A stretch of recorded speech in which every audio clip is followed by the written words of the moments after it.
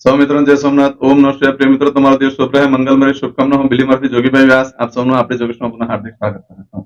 મિત્રો, આજરોજ જોઈશું આજનું શુભ પંચાંગ. આજે તારીખ છે 30/9/2024 ને સોમવાર. ભાદરવદ 13 તિથિ છે. આજે શિવરાત્રી છે. 13 નું શ્રાદ્ધ આજે કરવાનું રહેશે. 13 નું શ્રાદ્ધ આજે કરવાનું રહેશે. આજે શિવરાત્રી છે. મહાદેવના દર્શન કરવા માટે ચોક્કસ જજો. આજે ભગવાન શંકરના મંદિરે બપોરે 12 વાગ્યા સુધીમાં દૂધ જવને પાણી ચડાવી દેવાનું, પીપળાની ફરતે, અને પછી ભગવાન શંકરને ચોખ્ખું પાણી ચડાવી દેવાનું. કૂતરાને, ગાયને અને કાગડાને પણ નાખવાનું ભૂલશો નહીં. આજના દિવસે ખાસ કરીને ભગવાન શંકરને દૂધનો અભિષેક ખાસ કરી લેજો, એનાથી પિતૃ તૃપ્ત થશે. આજે જોઈશું આજનો શુભ પંચાંગ. આજે જે બાળકનો જન્મ થાય છે ને, તિથિ ગણાય છે 13. આ 13 તિથિ આજે સાંજે 7:07 પૂર્ણ થઈ જાય છે.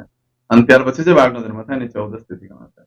આજે જે બાળકનો જન્મ થાય છે એનું નક્ષત્ર ગણાય છે મઘા. આ મઘા નક્ષત્ર આજે સવારે 6:19 પૂર્ણ થઈ જાય છે. મઘા નક્ષત્રમાં જેનો જન્મ હોય તેની ચોક્કસ પ્રમાણે પૂજા વિધિ કરી લેવી.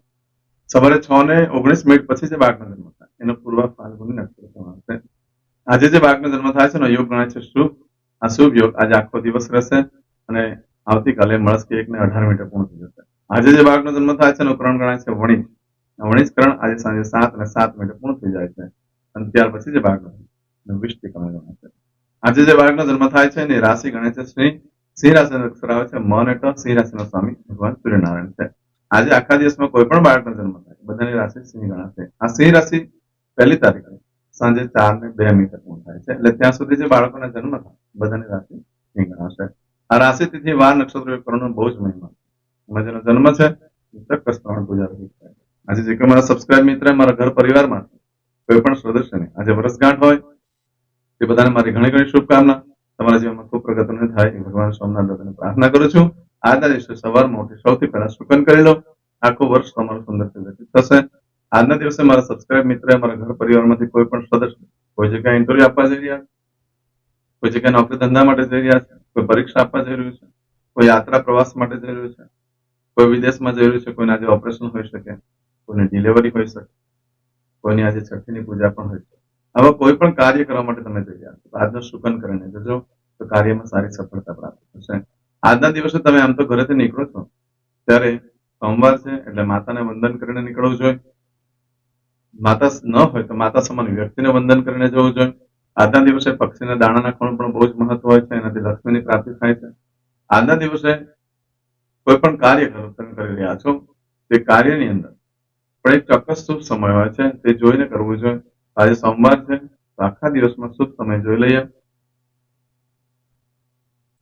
આજે નદીમાં ખાસ કરીને ચોખાના લોટની લાડુડી બનાવી એમાં થોડું ખાંડ નાખવાની અને બનાવીને નદીમાં પધરાવી જોઈએ. એનાથી પિતૃ તૃપ્તતા હોય છે અને લક્ષ્મી પ્રસન્ન થતી હોય છે.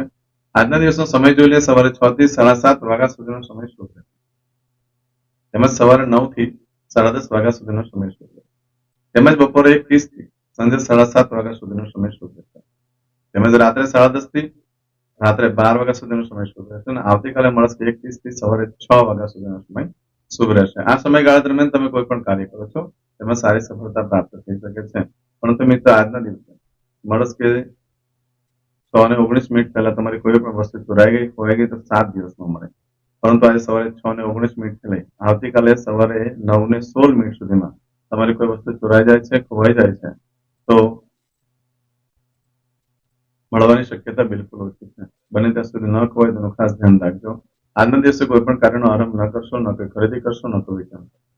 એમાં ખાસ કરીને શુભ કાર્યમાં વાપરવાની વસ્તુની ખરીદી ન કરશો. રોજિંદા જીવનની ખરીદી વગેરે કરતા હોય તે ચાલી જશે. ગાડી, મિલકત, પ્રોપર્ટી, ઇલેક્ટ્રોનિક વસ્તુ આવી કોઈ પણ વસ્તુની ખરીદી ન કરશો.